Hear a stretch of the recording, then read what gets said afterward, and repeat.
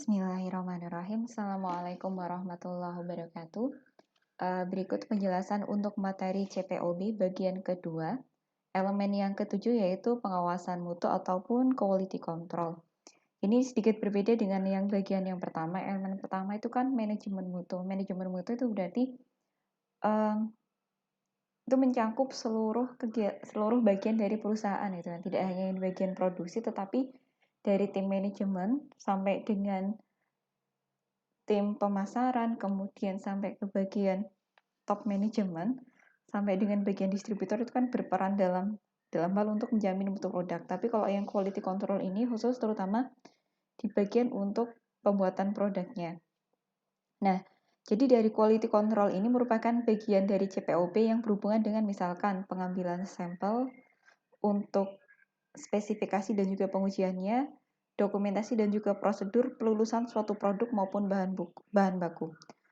Fungsi dari QC itu harusnya dia independen dari bagian lain agar ketika ditemukan ketidaksesuaian ketika proses produksi, QC ini dia dapat memberikan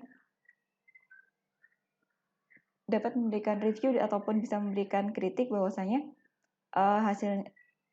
ada yang salah dengan proses produksinya. Kalau misalkan QC itu tadi dia tidak independen, bisa jadi nanti akan ada kong kali kong antara bagian QC dengan bagian produksi sehingga produk yang sebenarnya dia tidak baik tetapi tetap bisa dianggap baik seperti itu. Nah, QC ini sebenarnya tidak hanya pada bagian lab karena memang di dalam industri itu kan, apalagi industri farmasi, bagaimana dari bahan awal itu masuk sampai dengan jadi produk jadi, itu masing-masing proses pasti akan ada QC-nya. Dan QC-nya tidak hanya bagaimana produknya, tetapi ada juga QC di bagian kemasan, bagian bahan awal, produk ruahan, produk antara. Nah, semuanya pasti ada QC-nya. Nah, bagian QC ini dia tidak hanya memeriksa saja, tetapi dia juga terlibat dalam keputusan terkait mutu produk. Apakah produk itu izin edar atau tidak? QC juga di sini dia berperan.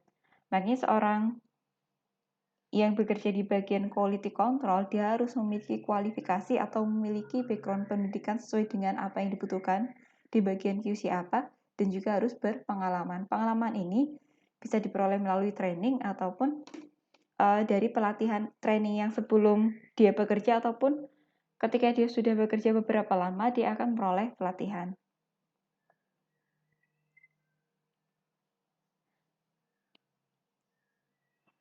Kemudian untuk good quality control laboratory practice, nah semuanya baik itu dari bangunan, personel, dan juga peralatan harus sesuai dengan jenis tugas dan juga skala kegiatan pembuatan obat. Jadi sesuatu itu harus digunakan sesuai dengan SOP-nya, harus sesuai dengan standarnya. Misalnya kalau misalkan untuk di bagian hewan yang digunakan untuk pengujian, bagaimana karantina dari hewan tersebut, bagaimana kesehatan dari hewan tersebut juga harus terjaga. Kemudian pereaksi dan juga media pembenihan, kalau misalkan untuk yang melibatkan obat-obat yang melibatkan bakteri, kemudian spesifikasi dan juga prosedur pengujian, kemudian untuk pembandingnya, dan yang penting adalah adanya catatan untuk setiap kegiatan QC. Untuk QC pada bagian bahan awal produk antara produk ruahan dan juga produk jadi, harus ada spesifikasinya. Spesifikasi bahan awal produk antara produk ruahan dan produk jadi yang lolos untuk ke tahap selanjutnya, itu harus ada spesifikasinya.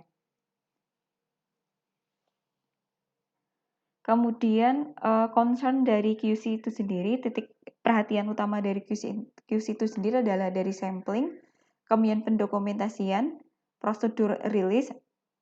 Prosedur rilis maksudnya adalah kalau misalkan produk itu dia lolos uji, harus ada prosedurnya. Harus ada pembuktian ataupun suatu dokumen yang menyatakan bahwasanya produk tersebut dia lolos uji. Bahan awal, bahan kemas, pengambilan sampel dan sebagainya, semuanya harus ada kegiatan yang menjamin bahwasanya hal itu telah dilakukan dengan benar. Makanya ada QC. Bagian elemen CPOB yang ke-8 yaitu inspeksi diri dan juga audit mutu. Nah, jadi kita pelajari dulu apa itu definisi dari inspeksi diri dan juga audit mutu. Kalau inspeksi diri itu biasanya dilakukan dari orang itu sendiri. Orang itu ketika dia sudah melakukan suatu kegiatan sesuai dengan tugasnya, dia menilai dirinya sendiri apakah dia telah melakukan seluruhan proses itu sesuai dengan prosedur dan sudah benar itu kan. Jadi dia akan mengisi mungkin jenis kuesioner yang menyatakan bahwasanya bagaimana dia telah melakukan pekerjaan tersebut.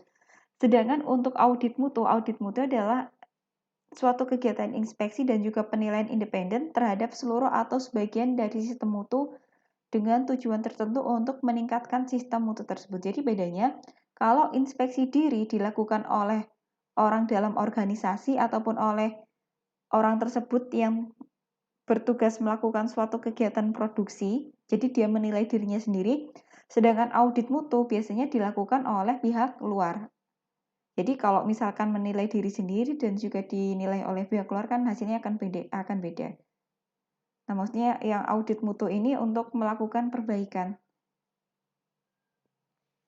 Tujuannya dari inspeksi diri dan juga audit mutu. Nah, tujuannya adalah untuk mengevaluasi apakah setiap aspek produksi itu sudah sesuai pengawasannya, sudah sesuai mutu industrinya, apakah sudah sesuai dengan CPOB. Yang kedua adalah untuk mendeteksi. Nah, setelah dievaluasi kan nanti akan ada kelihatan hasilnya.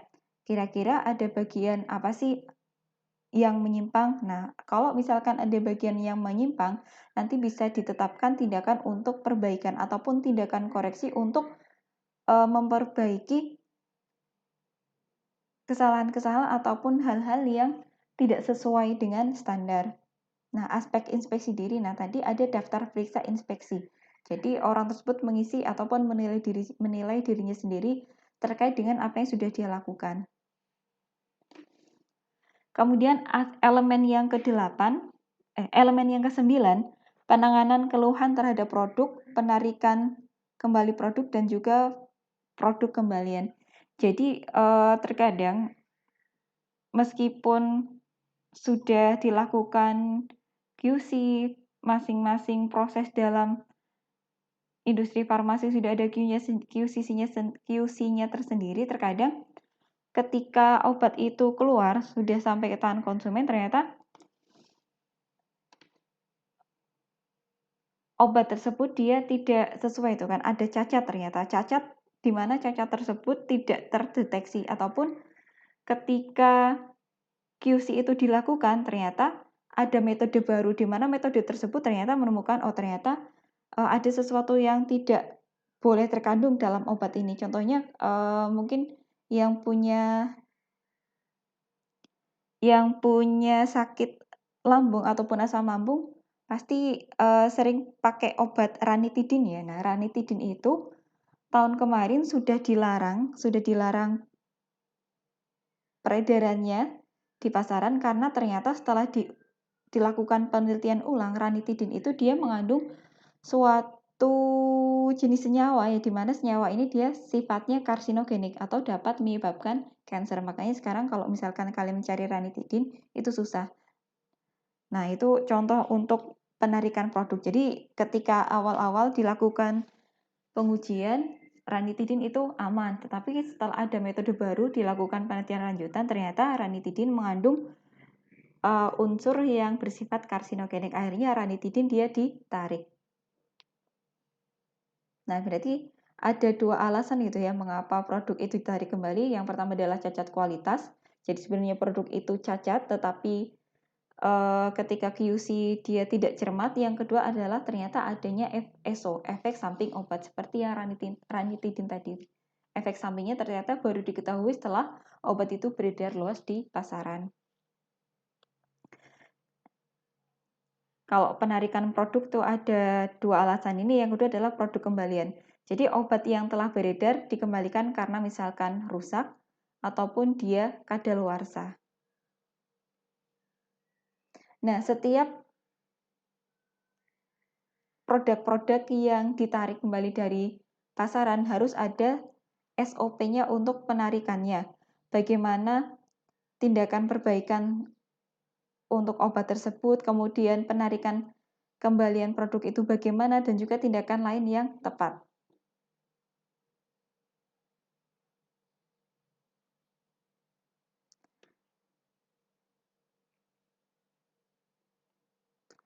Untuk produk kembalian, juga harus ada prosedurnya, prosedur penanganan produk kembalian. Dalam menangani produk kembalian, ada beberapa hal yang harus diperhatikan. Dari produk itu harus diidentifikasi, kemudian bagaimana produk itu disimpan, kemudian dilakukan penyelidikan mengapa produk tersebut ditarik kembali, kemudian hasil dari penyelidikan itu dievaluasi untuk melakukan langkah-langkah berikutnya. Yang berikutnya baru dilakukan pengujian tambahan. Pengujian tambahan artinya untuk memastikan bahwasanya kegiatan penyelidikan itu telah sesuai. Setelah itu nanti dilakukan prosedur pemusnahan karena kan sudah diketahui obat tersebut dia tidak layak, obat itu baru saja ditarik dari pasaran dan juga tidak layak untuk dikonsumsi. Jangan sampai obat tersebut terjadi kesalahan, dianggapnya obat itu bisa dikeluarkan kembali. Tidak boleh seperti itu. Jadi kalau sudah ditarik, ya harusnya dimusnahkan. Dan semua kegiatan itu harus ada dokumentasinya. Nah, kemudian sekarang ke aspek ataupun elemen yang ke-10 itu dokumentasi. Jadi, keseluruhan kegiatan yang ada di dalam industri farmasi, dari bahan awal itu masuk sampai dengan obat itu keluar, ataupun ketika obat itu dia sudah keluar, ternyata harus ditarik kembali, semuanya itu harus ada catatannya, harus bisa didokumentasikan, harus bisa didokumentasikan agar apa? Dapat ditelusuri. Oh, ini obat ini dia itu batch berapa ketika diproduksi. Misalkan ditemukan obat ini ketika sudah di luar di pasaran ditemukan dia itu ada kesalahan, ada cacat, itu kan bisa ditelusuri, oh ini obat ini termasuk batch apa. Nanti bisa ditelusuri dokumentasi ketika dia diproduksi itu apa saja itu kan. Sehingga dapat diteliti kira-kira di mana ada kesalahannya. Jadi intinya setiap hal yang dilakukan di dalam industri farmasi itu harus tertelusur, harus didokumentasikan.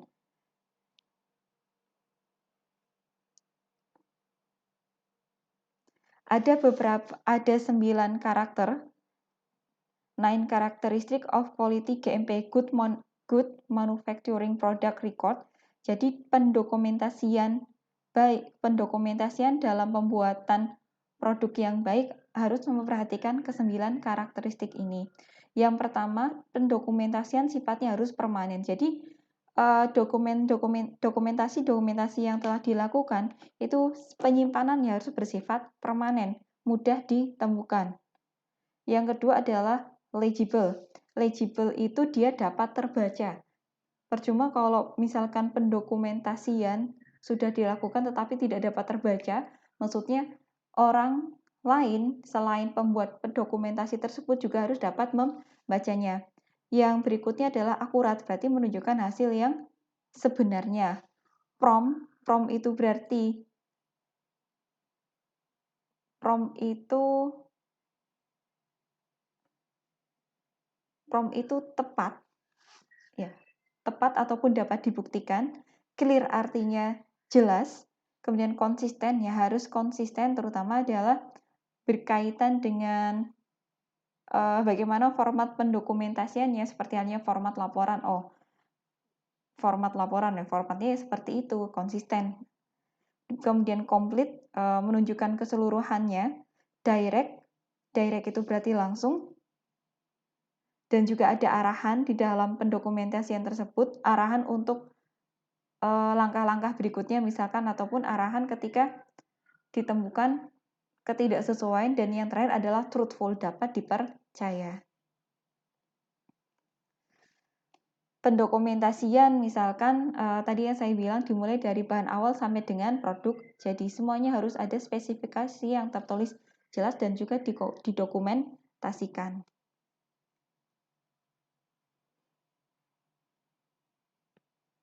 Dokumentasi produksi, misalkan catatan pengolahan batch, catatan pengemasan batch, kemudian prosedur pencatatan dari penerimaannya, pengambilan sampel, pengujian, dan juga lainnya.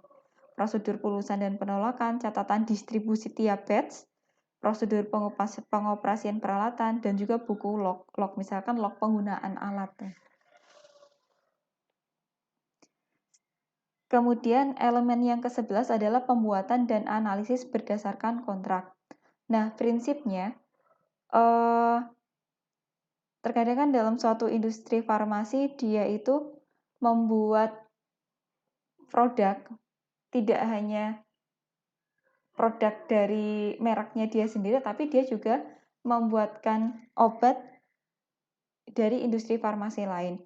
Jadi semuanya, apa yang dilakukan oleh industri farmasi tersebut, baik yang penyedia, si vendornya, dan juga industri yang membuatkan, yang memproduksinya, harus ada kontrak yang jelas. Harus ada spesifikasi, oh saya mau minta dibuatkan obat dengan spesifikasinya seperti ini. Nah, si pembuat obatnya pun harus membuat obat sesuai dengan spesifikasi yang diminta. Tidak hanya si produsen yang membuatkan obat, tetapi juga misalkan vendor yang bagian untuk penyedia bahan awal, itu juga harus memberikan bahan-bahan awal sesuai dengan spesifikasi yang diinginkan, agar tidak terjadi kerugian pada pembuat obat. Berikutnya adalah yang terakhir, elemen yang ke-12, kualifikasi dan juga validasi. Prinsipnya, validasi itu adalah semua tindakan pembuktian dengan cara yang sesuai, bahwa tiap bahan, proses, prosedur, kegiatan, sistem, perlengkapan atau mekanisme yang digunakan dalam produksi dan pengawasan akan senantiasa mencapai hasil yang diinginkan secara konsisten. Jadi semua tindakannya itu harus dibuktikan, harus divalidasi. Nah, peran validasi dalam CPOB sendiri itu yang kedua ini. Validasi harus bisa memberikan bukti bahwa suatu proses telah dilakukan dengan baik dan juga terkendali. Apabila tidak dilakukan dengan benar, dapat berisiko terhadap fasilitas produksi dan juga produk yang diedarkan. Jadi, pembuktian bahwa semua proses dalam pembuatan obat tersebut telah dilakukan dengan benar, itu yang namanya validasi. Ada 3 macam validasi dalam industri pembuatan obat. Ada validasi prospektif, validasi konkuren, dan juga validasi retrospektif. Nah, apa bedanya? Saya mulai dari validasi prospektif. Validasi prospektif ini adalah validasi proses yang dilakukan sebelum produk itu dipasarkan. Produk dia dapat dipasarkan minimal ketika 3 batch secara berurutan itu memenuhi parameter atau memenuhi spesifikasi yang telah ditetapkan. Kemudian berikutnya ada yang namanya validasi konkuren. Nah, validasi konkuren ini adalah validasi terhadap produk ataupun validasi terhadap kegiatan produksi yang rutin dilakukan yang dapat dimulai tanpa menyelesaikan program validasi. Jadi misalkan secara acak proses produksi itu dia belum selesai dilakukan, nanti bisa dilakukan validasi secara rutin. Nah, jadi sebenarnya validasi konkuren ini dia dilakukan sebelum validasi prospektif. Validasi konkuren itu dilakukan ketika proses produksi masih berjalan. Yang terakhir adalah validasi retrospektif. Nah, validasi retrospektif ini dilakukan untuk proses produksi yang sudah mapan, artinya dia sudah berjalan cukup lama. Validasi retrospektif ini gunanya untuk melihat apakah proses yang dilakukan dalam produksi itu konsisten atau tidak.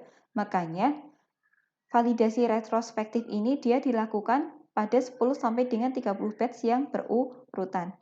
Jadi kalau diurutkan, dilakukan validasi konkuren, yaitu validasi yang dilakukan ketika pembuatan produknya, ketika masih proses produksi, kemudian validasi prospektif yang dilakukan 3 batch berurutan untuk menyetujui bahwasanya produk tersebut dapat dipasarkan dan juga validasi retrospektif untuk melihat konsistensi dari proses produksi itu sendiri. Nah, berikutnya terkait dengan kualifikasi. Kualifikasi itu dimulai dari kualifikasi desain, kemudian kualifikasi dari instalasi fasilitas bangunannya, peralatannya, kemudian kualifikasi operasionalnya, bagaimana prosedur operasional dari pembuatan obat itu sendiri, kemudian kualifikasi kinerja dari kinerja orang-orang yang melakukan operasional itu sendiri, bagaimana kualifikasinya. Kemudian ada juga kualifikasi fasilitas peralatan dan juga sistem terpasang yang telah operasional. Bagaimana kalibrasinya, prosedur pengoperasiannya, pembersihannya, kemudian perawatannya, serta prosedur dan juga catatan pelatihan operator. Semuanya harus bisa didokumentasikan. Nah, validasi proses tadi sudah saya sebutkan, ada validasi prospektif, konkuren, retrospektif, dan juga kualifikasi dari fasilitas, sistem, dan juga peralatan yang terkualifikasi. Tujuannya agar semuanya itu dapat berjalan dengan baik. Nanti semuanya dari validasi dan juga kualifikasinya harus dievaluasi secara berkala. Validasi pembersihan, bagaimana prosedur pembersihannya dapat dibuktikan bahwasanya pembersihan telah dilakukan dengan baik. Kemudian validasi ulang, jika ditemukan validasinya ternyata dia tidak tepat, tidak sesuai, makanya harus dilakukan validasi ulang. Kemudian validasi metode analisis, nah biasanya di bagian QA ataupun QC harus ada validasinya, bagaimana dari uji identifikasinya, uji kuantitatif kandungan impuritas bahan pengotornya, uji batas impuritas. Jadi yang namanya obat itu kan dia tidak 100% tidak tercemar, itu kan pasti ada beberapa persen bahan yang seharusnya tidak ada bahan pengotornya, tapi harus ada batasannya. Di mana batasannya itu menunjukkan kalau berada di bawah batas itu masih boleh untuk dikonsumsi, masih aman untuk dikonsumsi. Kemudian validasi metode analisisnya, akurasinya, presisinya, kemudian rentangnya, spesifitasnya, batas deteksi. Kemudian validasi ulang diperlukan pada kondisi perubahan sintetis pada bahan aktif, kemudian perubahan komposisi produk jadi, dan juga perubahan metode analisis. Nah, kira-kira itu mengenai elemen CPOB, ke-12 elemen CPOB. Yang penting kalian memahami inti dari ke-12 elemen CPOB ini. Saya rasa demikian penjelasan mengenai CPOB. Jika ada yang tanyakan, nanti bisa menghubungi saya langsung melalui WA ataupun di @modo. Wassalamualaikum warahmatullahi wabarakatuh.